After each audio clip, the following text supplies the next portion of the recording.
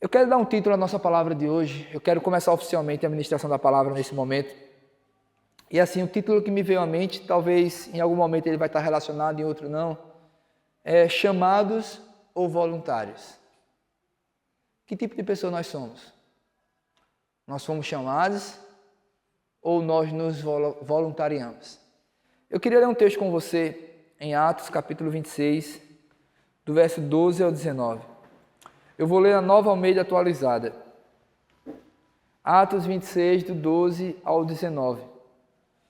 Nós vamos ler esse texto e nós vamos tentar compartilhar a palavra do Senhor, mais ou menos nesse sentido, tentando despertar o nosso coração para a realidade do nosso chamado em Deus. Aleluia, glória a Deus. Capítulo 26, versículo 12, diz a palavra do Senhor. Nós vamos ler até o 19. Com isto em mente, parti para Damasco, levando autorização dos principais sacerdotes, e por eles comissionado. Ao meio-dia, ó rei, enquanto eu seguia pelo caminho, vi uma luz no céu, mais resplandecente que o sol, que brilhou ao redor de mim e dos que iam comigo. E, caindo todos nós por terra, ouvi uma voz que me falava em língua hebraica: Saulo, Saulo, por que você me persegue? É duro para você ficar dando coices contra os aguilhões. Então eu perguntei: Senhor, quem é você? Ao que o Senhor respondeu: Eu sou Jesus, a quem você persegue. Mas levante-se e fique em pé. Eu apareci a você para constituí-lo ministro e testemunha, tanto das coisas em que você me viu, como daquelas pelas quais ainda lhe aparecerei.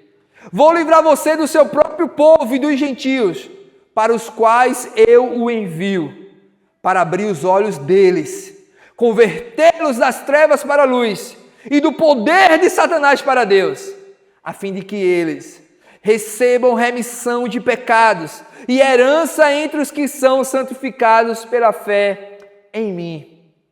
Assim, ó rei Agripa, não fui desobediente à visão celestial. Pai, nós te louvamos, Senhor.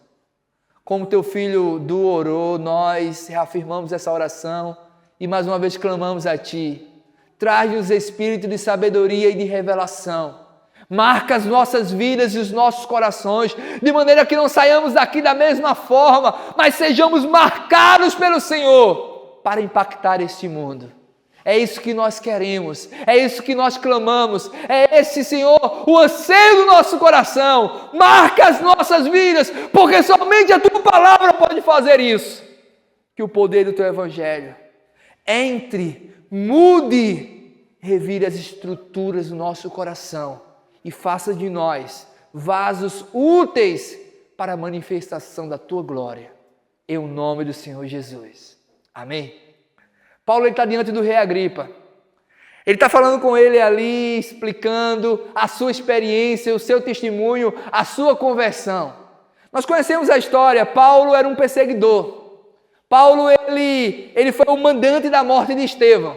A Bíblia diz que Estevão estava pregando o Evangelho, ele estava falando de Deus, e naquele momento, Saulo de Tarso era o autorizador do apedrejamento dele. As pessoas pegaram as suas vestes, colocaram aos pés de Paulo, como quem dizia que ele era quem autorizava aquele apedrejamento. Enquanto Estevão falava de Deus, falava de Jesus, falava da glória de Deus em Cristo Jesus, as pessoas começaram a apedrejá-lo, até que, olhando para o céu, Estevão viu o Pai, ele viu Jesus, a glória do Pai no trono de majestade, e a Bíblia diz que as pessoas olhando para Estevão, viu que o seu rosto brilhava como o rosto de anjo. O rosto dele era resplandecente glória. Que maravilha! Nós vemos esse mesmo evento acontecer com Moisés lá atrás. Quando Moisés tem uma experiência com Deus, ele sai da presença do Senhor e o seu rosto resplandece uma glória. Só que a glória de Moisés era uma glória que o texto bíblico diz, era uma glória devanecente, era uma glória que ia se apagando. E Moisés começou a usar um véu sobre o seu rosto, para as pessoas não verem que a glória estava se apagando.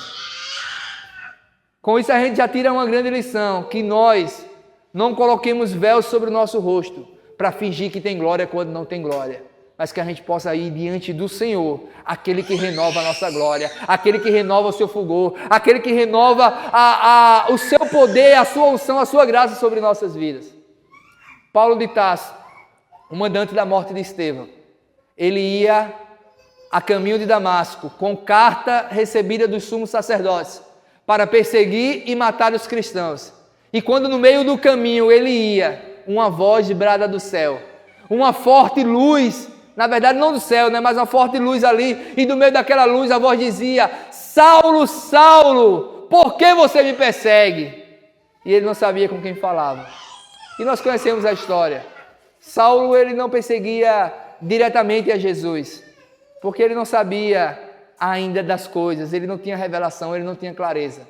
Ele perseguia a igreja, mas naquele dia, quando Jesus apareceu para ele, ele recebeu a revelação das mais extraordinárias que ele já recebeu, que Jesus e a igreja são a mesma pessoa.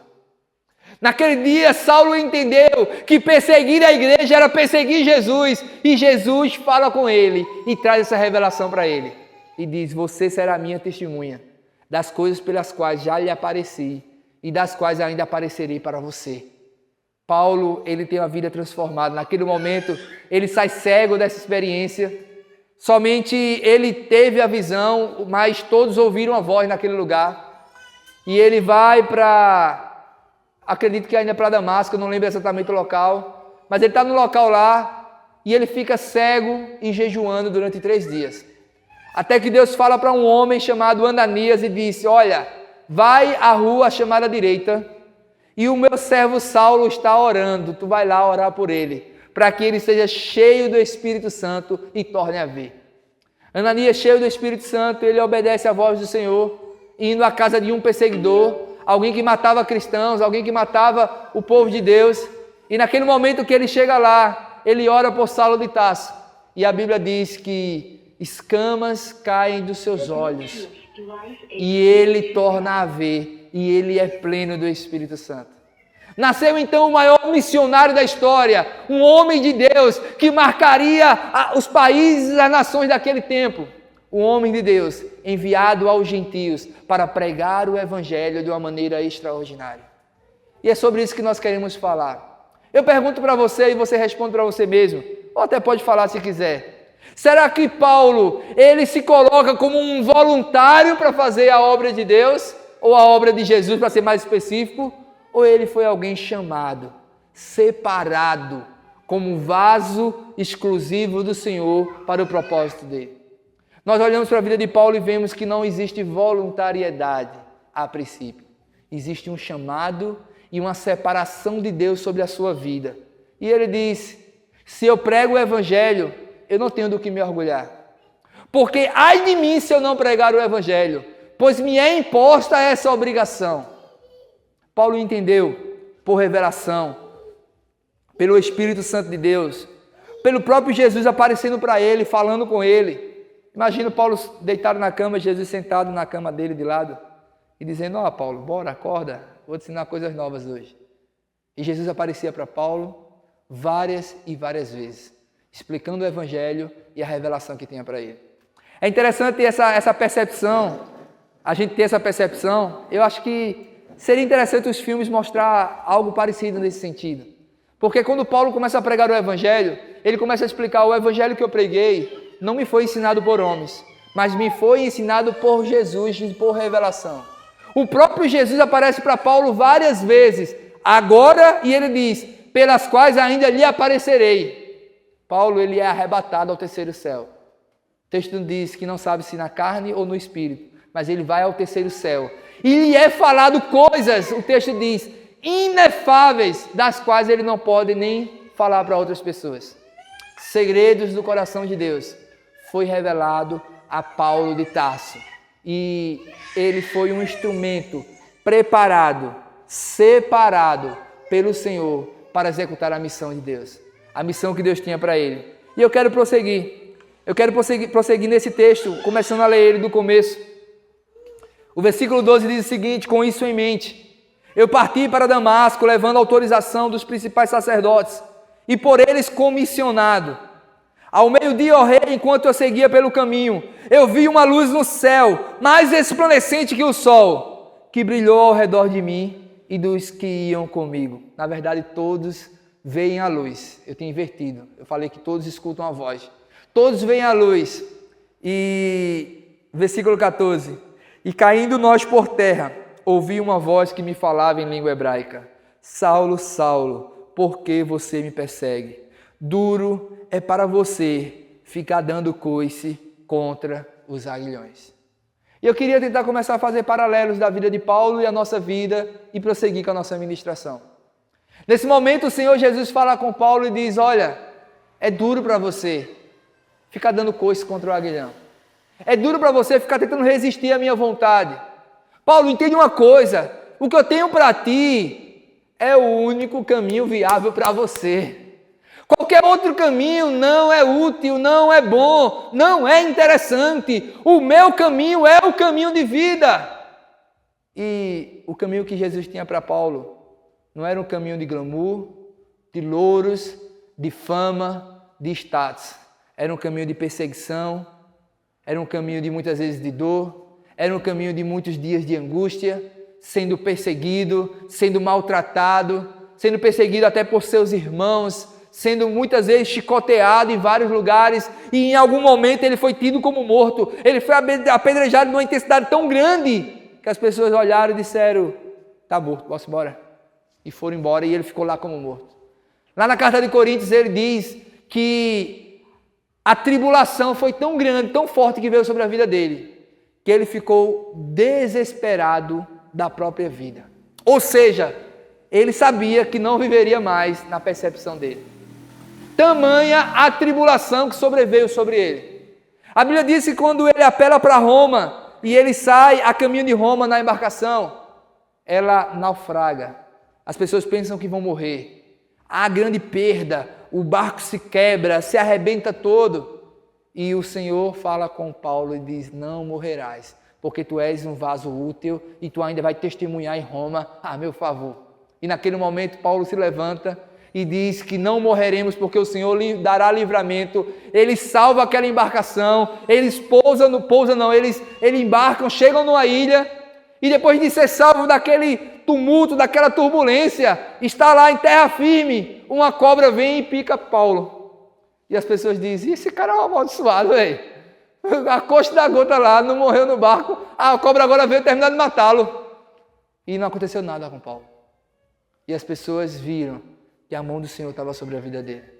Quando Deus tem um propósito, Deus tem um destino. E quando nós nos colocamos à disposição do propósito e do destino que Deus tem para nossas vidas, Ele vai adiante de nós, como diz um bom louvor pentecostal. Deus vai na frente, abrindo caminhos, quebrando corrente, tirando os espinhos, ordena aos anjos para contigo lutar. Ele abre a porta para ninguém mais fechar. Ele trabalha para quem nele confia. Caminha contigo de noite ou de dia.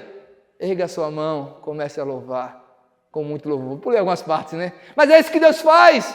Deus vai adiante de nós, abrindo os caminhos. E às vezes é no meio dos espinhos, é no meio da dor, é no meio da angústia, é no meio das tribulações. Mas importa estar agradando a Deus. Importa estar no centro do propósito de Deus.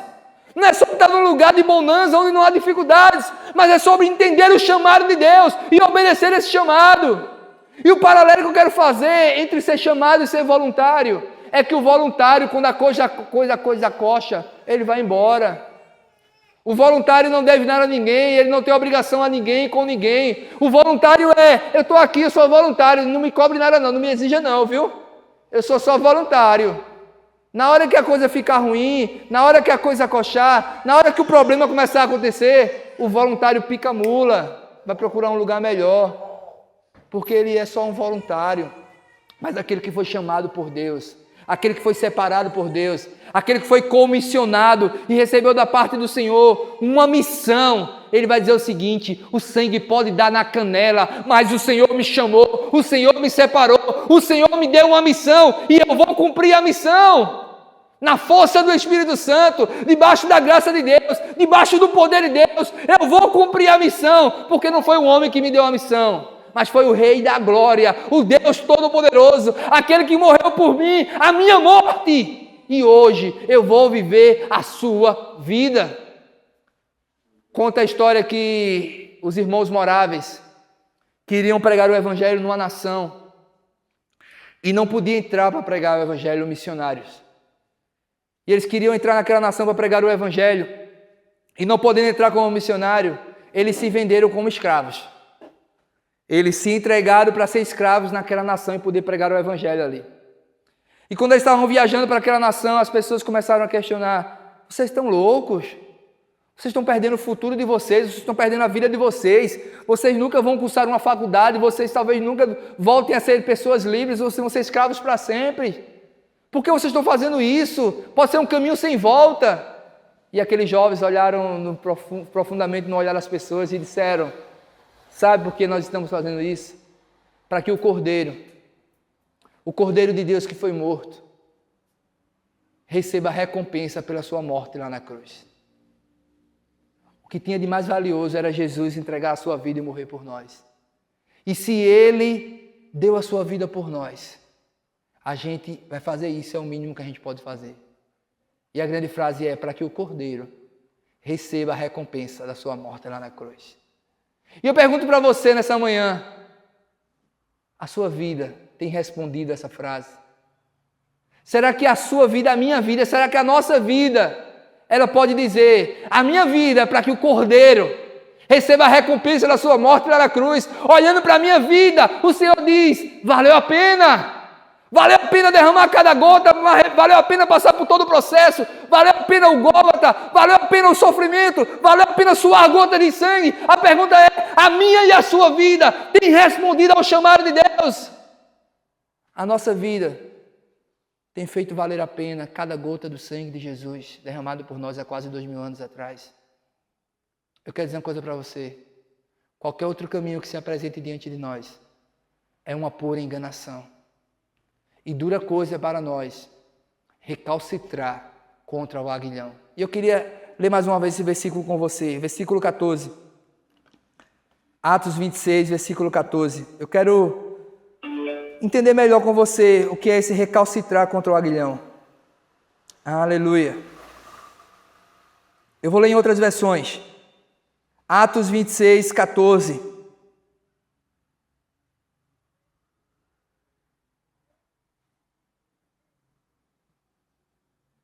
Comparando aqui versões. A Nova Tradução Linguagem de hoje diz o seguinte: todos nós caímos no chão e eu ouvi uma voz me dizer em hebraico: Saulo, Saulo, por que você me persegue? Não adianta você se revoltar contra mim. Ficou mais fácil entender, não foi? A diferença. Dura coisa é para ti recalcitrar contra o aguilhão. Tá meio... A linguagem de hoje diz: ó, ei, entenda, ei, preste atenção. Não adianta se revoltar contra mim não, meu velho. Quer brigar comigo, é? Quer medir força comigo, é?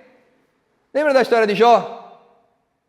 Jó questionando Deus: Senhor, o Senhor tirou a minha justiça, amaldiçoou o dia do meu nascimento. Queria eu ter uma audiência com Deus e provar a minha justiça e provar que eu sou reto. E tantas coisas ele começa a questionar a Deus. Até um dia que Deus chega para Jó e disse: tu é sabido, né, velho? Prepara os teus lombos como homem e eu vou te perguntar e tu vai me responder. Tu sabe tanto das coisas? E ele começa com, se eu não me engano, 80 questionamentos. Onde tu estavas quando eu firmei o fundamento da terra e eu disse aos mares: aqui até aqui você vê e daqui você não passa? Onde você estava quando eu fiz isso e aquilo outro? E ele começa a questionar Jó e daqui a pouco Jó diz: calma, calma, Senhor, eu falei sem entendimento, eu não sabia o que eu estava falando. E Deus disse: cinge os lombos como homem e eu ainda vou continuar lhe questionando. E Deus questiona Jó em várias coisas. E no final dos questionamentos de Deus, Jó olha para o Senhor e diz: Senhor, me perdoe. Eu me arrependo no pó e na cinza. Porque sem conhecimento eu falei. Porque antes eu te conhecia de ouvir falar, mas agora os meus olhos te contemplam. Eu sei que tudo podes e nenhum dos teus propósitos podem ser frustrados. É interessante a gente entender isso, que a nossa vida vai passar por circunstâncias para que o nosso conhecimento de Deus passe de ser um conhecimento superficial, mas passe a ser um conhecimento experiencial, um conhecimento mais profundo. E o Senhor vai dizer para mim e para você: Não adianta. Não adianta correr não de mim, não. Não adianta brincar de esconde-esconde comigo, não adianta. Vamos ler esse mesmo versículo em outra versão. Deixa eu ver a versão fácil de ler. Você está machucando a si mesmo, como o boi que está dando coice contra a ponta do ferrão. Irmãos, é melhor a gente parar de dar coice contra a ponta do ferrão e se render ao chamado de Deus. E entenda, eu não estou falando justamente desse paralelo entre ser chamado e ser voluntário. Não se posicione como voluntário, porque um voluntário está hoje e não está amanhã. Mas se posicione como alguém que foi chamado. Quem te chamou? Deus me chamou. Por que vocês estão aqui? Por que vocês estão começando a igreja? Porque Deus me chamou. Porque Deus me separou para isso. Quem te comissionou? Quem te deu autoridade? E a gente enche o pulmão e diz: o Senhor nos chamou e nos confiou uma obra para agradar o seu coração. E nós só estamos dando um sim ao chamado de Deus. E ai de nós, se não respondermos positivamente ao chamado de Deus. É como dar coice contra a ponta do ferro. A Nova Bíblia Viva diz assim: você está fazendo mal a você mesmo. Toda vez que nós resistimos à vontade de Deus, nós estamos fazendo mal a nós mesmos.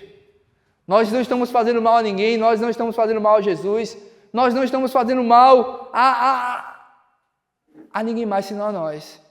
O melhor lugar para estar é no centro do propósito de Deus. E deixa eu ver mais alguma versão. A Nova Versão Transformadora. Não adianta lutar contra a minha vontade. Quem tem dúvida disso? Não adianta lutar contra a vontade de Deus.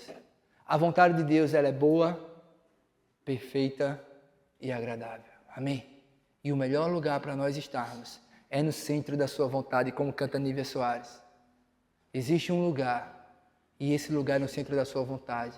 Que cada um de nós possamos direcionar os nossos passos para o centro da sua vontade. Como disse um homem de Deus, e eu nunca esqueci, Herínio Ramiro, ele pegou uma cadeira, colocou na cabeça e disse: eu vou dizer isso com a cadeira na cabeça para você nunca esquecer. Funcionou para mim. Quando você está no lugar que Deus lhe plantou, no centro da vontade de Deus, 3 coisas serão na sua vida: paz, poder e provisão. Você vai ter paz, você vai ter poder e você vai ter provisão do alto. Amém? Então não vamos tentar lutar contra a vontade de Deus. Vamos se render à vontade de Deus. Versículo 15. Então eu perguntei: Senhor, quem é você? Ao que o Senhor respondeu: eu sou Jesus, a quem você persegue. Mas levante-se e fique em pé. O Senhor olha para cada um de nós em meio às nossas lutas, em meio às nossas angústias, em meio às nossas debilidades. E Ele diz simplesmente: levante-se, fique em pé. Às vezes a gente é tomado por um sentimento de incapacidade, de, como é que eu digo, inutilidade ou inadequação, essa palavra que eu queria. Eu sou inadequado, eu não sirvo, é o sentimento que vem sobre nós. Mas o Senhor diz: levante-se, fique de pé, porque foi você que eu escolhi. E não adianta lutar contra a minha vontade. Não adianta ficar dando coice para trás que nem um cavalo brabo. É melhor você se render logo à minha vontade, porque na minha vontade há abundante poder, paz e provisão. Amém? Então o Senhor diz para mim e para você: levante-se, fique em pé. Eu apareci a você para constituí-lo, e Ele agora vai descrever algumas coisas. E eu quero destacar essas coisas para vocês. A primeira coisa que Ele fala é: eu te constituí para ser ministro e testemunha. Ministro e testemunha. Lá em Lucas capítulo 24, 48 e 49, diz o seguinte: vocês são minhas testemunhas. Vocês são testemunhas dessas coisas. Eis que envio sobre vocês a promessa do meu Pai. Permaneçam, pois, na cidade até que vocês sejam revestidos de poder que vem do alto. Em Atos 1:8 ele repete a promessa: mas receberão poder quando o Espírito Santo descer sobre vocês. E então vocês serão minhas testemunhas. Perceba, primeiro a gente está no local certo e o poder vem sobre nossas vidas. E quando o poder vem sobre nossas vidas, automaticamente nós somos ministros e testemunhas do Senhor, representantes de Cristo aqui na terra. As pessoas precisam ver o ministro e a testemunha que está dormindo em nós. A gente precisa se levantar. Quem é tu? Tu é o quê? Ministro e testemunha do Senhor Jesus. O Senhor me chamou, o Senhor me separou, o Senhor me escolheu, o Senhor me elegeu nele desde antes da fundação do mundo e Ele fez de mim seu ministro e sua testemunha para o louvor da sua glória. A segunda coisa que Ele disse que fez, veio constituir Paulo, e eu quero que nós entendamos que cada uma dessas promessas para Paulo é promessa para cada um de nós, é abrir os olhos das pessoas. Já tentou pregar o evangelho para as pessoas e parece que não entra na cachola? Você fala e, meu Deus do céu, não entende? Será que ela não está vendo que não é para adorar a um Deus de barro? Será que ele não está vendo que Jesus é Deus e se revelou como Deus? Será que ela não está vendo que não existe outro caminho, que a alegria desse mundo é passageira? E a gente fala, parece que está cego. Realmente está cego. Só que Deus nos chamou para, além de ser ministro e testemunha, Deus colocou em nós o poder para abrir os olhos das pessoas. A Bíblia diz lá em Coríntios 4:4, não lembro se é primeiro ou segundo, acho que eu anotei aqui, 2:4:4, o Deus deste século, desse mundo, cegou o entendimento dos incrédulos, para que eles não vejam o evangelho da glória de Cristo resplandecendo na face dele. Então eles estão cegos, mas nós recebemos a luz, e a luz que está em nós dissipa toda treva. Então aonde nós chegamos, existe poder da parte de Deus para abrir os olhos das pessoas. Então a gente diz o evangelho, a gente fala das verdades de Deus, a gente comunica o evangelho. Entenda, o evangelho, não os resultados do evangelho. Eu vou falar isso várias vezes até ficar claro na nossa mente. A pessoa está lá bebendo, farra, orgia. A gente não chega lá, não, pare de beber. Não. A gente comunica o evangelho, o que Jesus fez por ela. E o evangelho entra no coração e transforma aquela embriaguez em um ato de arrependimento e mudança de vida. A gente não prega o evangelho falando os resultados do evangelho. A gente prega o evangelho e quando o evangelho sai da nossa boca e entra no coração, os resultados do evangelho aparecem. Quem roubava não rouba mais, quem mentia não mente mais, quem adulterava não adultera mais, porque o poder do evangelho saiu da nossa boca, entrou no coração das pessoas e mudou a vida das pessoas. Amém? Então Deus nos chamou para ser ministro e testemunha. Segundo, Ele nos chamou e nos comissionou com poder para abrir os olhos das pessoas. Em terceiro lugar, para convertê-los das trevas para a luz.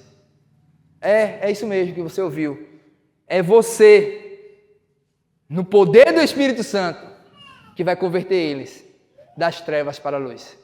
O Senhor nos chamou para isso. E perceba, para mim, a palavra voluntário não cabe aqui. Não é uma voluntariedade, não é alguém que escolhe fazer isso. Ninguém toma para si essa honra, a não ser que Deus o chame e o separe. O Senhor nos chamou, nos separou, nos preparou, nos comissionou, liberou sobre nós o seu poder para sermos testemunhas, para abrir os olhos das pessoas e não somente isso, para convertê-las das trevas para a luz. O versículo está lá em Colossenses 1,13, eu vou ler rapidamente. Ele nos libertou do poder das trevas e nos transportou para o reino do seu Filho amado. Imagine que, vou dar uma seguinte suposição bem simples, por detrás dessa grade era o poder das trevas. O Senhor foi lá e nos arrancou e nos trouxe para cá, o reino do Filho do seu amor. E agora nós fazemos o mesmo. No poder do Espírito Santo, nós vamos lá, por detrás da grade, tiramos as pessoas das trevas e trazemos para o reino do Filho do seu amor. Como quem faz com garra, com determinação e com força. Tem um versículo relacionado a João Batista que diz que desde o tempo de João Batista até os dias de hoje, o reino de Deus é tomado à força. E os que se esforçam, que usam de força, tomam posse dele. Há uma dupla interpretação aí, mas uma interpretação também aceitável é essa. A gente tem que usar de força. A gente tem que usar de determinação. Tem um texto lá em Judas que diz o seguinte: arrebatai algumas pessoas do fogo, com temor até da roupa contaminada pelo pecado. A gente entra no meio do lamaçal do pecado, com o temor para não se sujar com aquele pecado, mas a gente entra e arrebata as pessoas daquele cenário e traz para o reino de Deus. Amém? A gente precisa entender que não é somente orar, mas é agir. Oração implica em orar e ação. Amém? Nós oramos e agimos em favor das pessoas que precisam de salvação. Então o Senhor nos constituiu, e eu vou dizer primeiro, e vou pedir para vocês repetirem para memorizar. Primeiro, ministro e testemunha. Você pode repetir, ministro e testemunha. Segundo, abrir os olhos das pessoas. Terceiro, convertê-los das trevas para a luz. E em quarto lugar, do poder de Satanás para o poder de Deus. Amém? Para o poder de Deus. É o mesmo versículo, ele nos libertou do poder das trevas e nos transportou para o reino do Filho do seu amado. Então, o Deus que nos arrancou do poder de Satanás é o mesmo Deus que vai nos usar para arrancar pessoas do poder dele. E a gente vai declarar a libertação, a transformação dessas pessoas. E em quinto lugar, para que recebam remissão de pecados. Atos 3:19. Portanto, arrependam-se e se convertam, para que sejam cancelados os seus pecados. Foi o discurso de Pedro. A gente precisa chegar nas pessoas e dizer: ei, meu irmão, ei, minha irmã, meu querido, minha querida, alguém que eu tanto amo, arrependa-se, converta-se ao Senhor, para que seus pecados sejam cancelados. Se você se arrepender agora, eu vou orar por você e os seus pecados vão ser cancelados. Vão ser apagados pelo sangue do Cordeiro. É melhor do que corretivo para apagar lá o errado no caderno. E os seus pecados vão ser lançados no mar do esquecimento e o Senhor não lembrará mais deles. Nós precisamos declarar às pessoas: arrependam-se e os pecados de vocês vão ser cancelados. E em sexto lugar, e herança entre os que são santificados pela fé em Cristo. Através de nossas vidas, as pessoas vão ser inseridas no lugar de herança. E é como o filho pródigo sendo trazido para a casa do pai, recebendo um banquete, recebendo uma festa, sandália nos pés, anel no dedo, roupas novas, lugar e posição de filho. O Senhor quer que nós peguemos as pessoas que estão fora e coloquemos ela dentro dessa família, sendo parte da herança de Deus. Amém? Eu vou repetir o texto lá em cima, em Atos, a partir do versículo 16, para ver que cada uma dessas verdades estão dentro desse texto, na revelação de Deus a Paulo. Mas levante-se e fique em pé, versículo 16. Eu apareci a você para constituí-lo, primeiro, ministro e testemunha, tanto das coisas que você me viu, como daquelas pelas quais ainda lhe aparecerei. Vou livrar você do seu próprio povo e dos gentios, para os quais os envio. Segundo, estou no versículo 18, para abrir os olhos deles. E, terceiro, convertê-los das trevas para a luz. E, quarto, do poder de Satanás para Deus. E, a fim de que eles, quinto, recebam remissão de pecados. E, sexto, herança entre os que são santificados pela fé em mim. A minha pergunta é: que tipo de disposição tem o nosso coração? A disposição de um voluntário ou a disposição de alguém que foi chamado? Paulo entende muito bem isso. Ele explicando a carta aos Romanos, ele diz: olha, nós éramos escravos do pecado. A gente podia tentar não pecar, mas a gente não conseguia não pecar, porque a gente era escravo. O escravo só pode fazer aquilo de quem é escravo. Mas o Senhor nos libertou da escravidão do pecado. Vocês agora não estão debaixo da lei, mas estão debaixo da graça. E a graça de Deus está em vocês, para que vocês não vivam mais debaixo dessa escravidão. Mas ele diz: mas nós que outrora éramos escravos do pecado, agora somos feitos escravos da justiça. Não temos mais a nossa vida para viver como a gente bem entende. Fomos libertos da lei, do pecado e da morte, para vivermos debaixo da lei e da graça de Deus. Romanos 6,14 diz: e o pecado, ele não terá mais domínio sobre vocês, porque vocês não estão debaixo da lei, mas vocês estão debaixo da graça de Deus. A graça nos alcançou. Romanos 8,1 diz: portanto, agora já não há condenação para os que estão em Cristo Jesus, que já não andam segundo a lei, mas segundo o Espírito de vida que nos alcançou. Amém? Então, repito essa verdade e repito várias vezes. A grande verdade é que nós não somos voluntários na casa de Deus. Nós somos chamados, separados, outrora escravos do pecado, agora escravos da justiça. Paulo, em suas cartas, destacou isso várias vezes. Quando Paulo começava a escrever sua carta, ele dizia: Paulo, chamado por Deus, constituído apóstolo, não da parte de homens, mas da parte de Deus. O que dizer de nós? O que dizer dessa obra que inicia-se nesse lugar? O que dizer da igreja Marcados para Impactar? Essa obra, ela nasce onde? Ela nasce como? Ela nasce no coração de Deus. Perguntaram para mim: mas qual o teu título? Tu é o que na igreja? Tu é pastor, presbítero, diácono? E eu gosto de dizer o seguinte título: eu fui chamado por Deus para ser um cooperador do Evangelho e o conservo dos santos de Deus. Para isso eu fui chamado, para cooperar com o Evangelho. E qualquer coisa que tiver em minhas mãos, seja como a gente faz no ônibus de faculdade, quando a gente vai ali a caminho da faculdade, a gente trazer o Evangelho, fazer uma oração, seja num funeral, seja num jantar familiar, seja em qualquer ambiente que eu puder de alguma maneira cooperar com o Evangelho, de maneira que esse Evangelho possa entrar nos corações. Eu entendi o meu chamado. Eu fui chamado por Deus para ser um cooperador do Evangelho. E não somente isso, mas para ser um servo dos servos de Deus.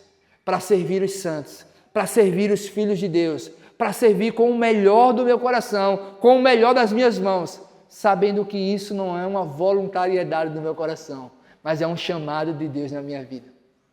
Certa vez eu peguei o carro para socorrer alguém, eu não lembro exatamente quem foi, e a pessoa muito grata disse: meu irmão, muito obrigado, tal, que coração, que disposição, tal. Eu disse: ô irmã,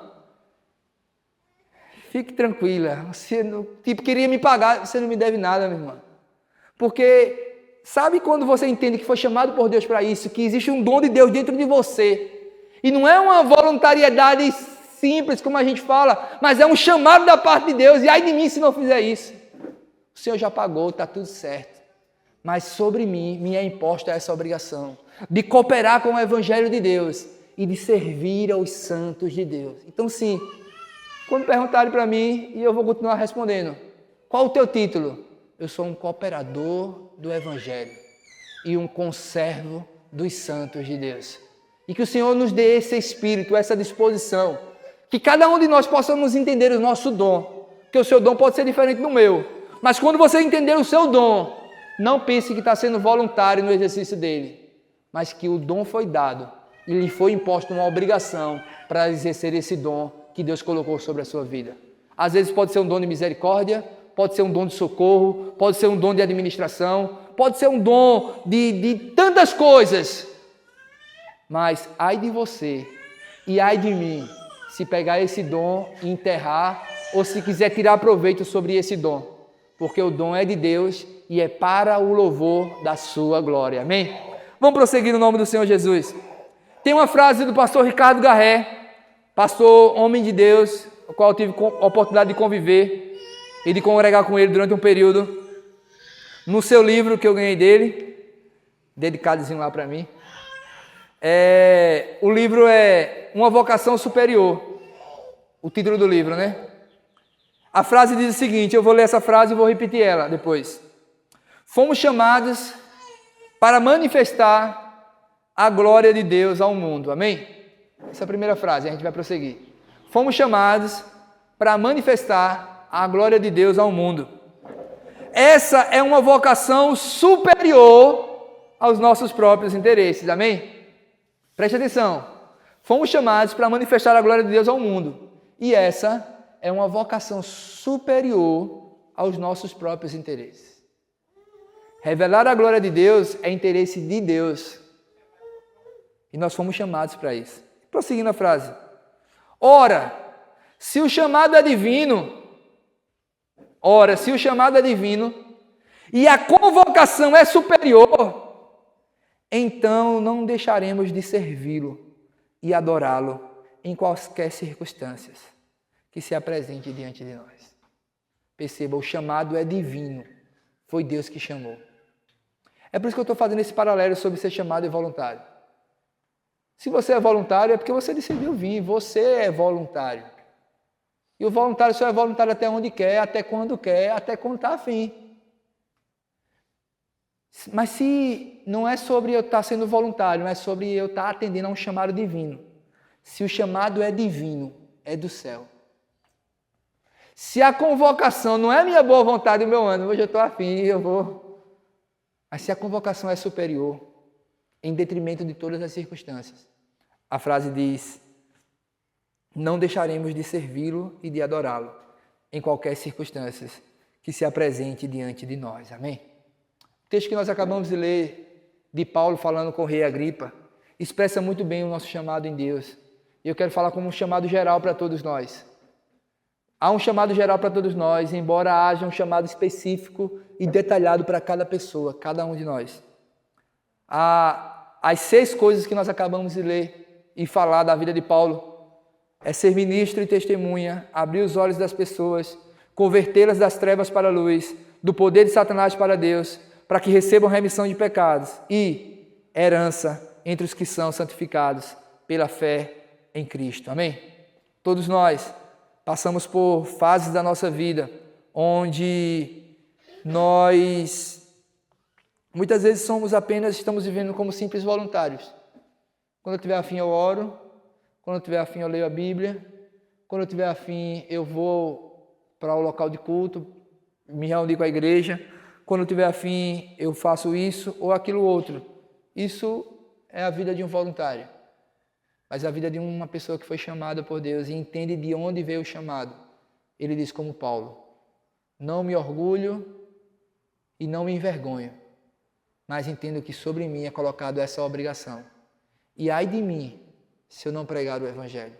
Ai de mim se eu não viver para o Senhor. E ai de mim se eu não atender o chamado de Deus. Que todos nós possamos ser tomados por essa convicção de que o Senhor nos chamou, o Senhor nos separou, o Senhor nos comissionou. O chamado é divino. A convocação é superior, é celestial. E nós estamos aqui para atender esse chamado. Amém? Que o Senhor nos ajude. Que o Senhor nos dê graça. Que o Senhor nos oriente, nos capacite a viver. Essa frase do pastor Ricardo, eu acredito que tem muito a ver com a segunda frase da nossa visão da igreja. Eu estou encerrando a ministração de hoje. A administração da igreja diz que... A visão da igreja diz o seguinte: nossa visão é edificar uma igreja orgânica e relevante, ponto. Comprometida com a glória de Deus e centrada no Evangelho. E eu friso essa última frase: comprometida com a glória de Deus e centrada no Evangelho. Amém? Só podemos viver com a vida comprometida com a glória de Deus e centrada no Evangelho se entendermos que fomos chamados para sermos cooperadores do Evangelho. E não somos voluntários, mas somos chamados, separados e comissionados. Amém? Para a gente encerrar, deixa eu só repetir essa frase do pastor Ricardo Garré, do seu livro, e a gente vai orar. Eu convido você já a ficar de pé, enquanto a gente repete essa frase e começa a orar neste momento no nome do Senhor Jesus. Fomos chamados para manifestar a glória de Deus ao mundo. Essa é uma vocação superior aos nossos próprios interesses. Ora, se o chamado é divino e a convocação é superior, então não deixaremos de servi-lo e adorá-lo em quaisquer circunstâncias que se apresentem diante de nós. Amém? Vamos orar nesse momento. Pai, nós te louvamos, Senhor. Te louvamos porque o chamado é divino e a convocação é celestial. Te louvamos porque o Senhor nos trouxe a este lugar e o Senhor tem nos dado graça para começar essa obra que o Senhor já começou, já confirmou, já direcionou em nós, através de nós. Obrigado, Senhor, pelo Teu chamado em nossas vidas. Nós te pedimos perdão e nos arrependemos por todo comportamento de voluntários sem compromissos, instáveis, que oram quando quer, que servem quando quer, que fazem o que quer, mas queremos entender que outrora éramos escravos do pecado, mas agora somos escravos da justiça. E não nos orgulhamos, nem nos ensoberbecemos como se estivéssemos fazendo algo maravilhoso e grandioso para nós mesmos. Mas entendemos que fomos chamados pelo Senhor, fomos comissionados, fomos revestidos de poder e queremos aqui atender ao teu chamado e dizer: Deus, eis-nos aqui, Senhor. Queremos ser comprometidos com a glória de Deus e queremos ter uma vida centrada no teu evangelho, de maneira que aqueles que não veem passem a ver, que aqueles que estão em trevas saiam das trevas e venham para a luz, e aqueles que estão sob o domínio de Satanás sejam libertos para o domínio do Filho do seu amor, que aqueles que não são herdeiros, que não têm nada, sejam feitos herdeiros e filhos de Deus, irrepreensíveis e inculpáveis. Abençoa as nossas vidas, capacita-nos a viver para a tua glória. Abençoa cada pessoa que chegará a esse lugar, entendendo essas verdades, que cada um de nós possamos ser esse canal de Deus para trazer da morte para a vida cada uma das pessoas. Nós te louvamos por tua palavra, te louvamos, Senhor, porque o Senhor é aquele que fala aos nossos corações. E pedimos, Senhor, que o Senhor nos sustente, que o Senhor firme os nossos passos e que a nossa vida seja, Senhor, uma expressão da tua glória, em nome de Jesus. Amém. Glória a Deus. Deus é bom. Amém.